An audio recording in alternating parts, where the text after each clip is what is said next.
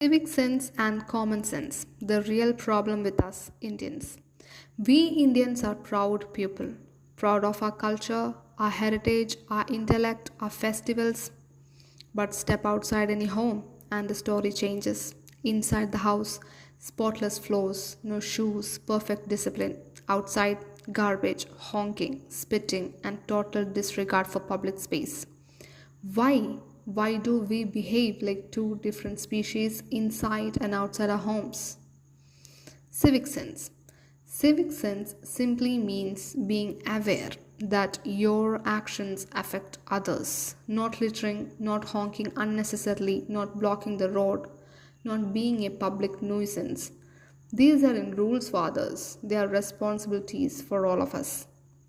But here's the irony, we were taught this. In Indian schools, we had a subject called civics till at least class 6th.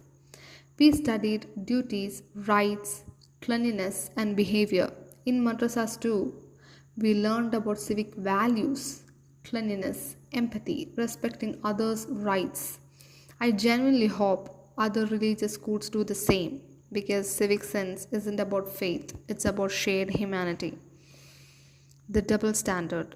We worship rivers and then dump plastics in them. We talk about patriotism, yet treat public property like trash. We complain about the government, but don't even follow a queue. We love the idea of India, just not the responsibility of maintaining it. My own observations. I noticed something that really gets under my skin. When I'm trying to sleep in a hostel or a shared room, and someone's talking on the phone without any regard for others, small things, but that's exactly where civic sense begins. Consideration for others, awareness of shared space. If we can't manage that in one room, how can we expect in a country of 1.4 billion? The core question, why do people lack civic sense? Because common sense itself has become rare. Why common sense isn't common?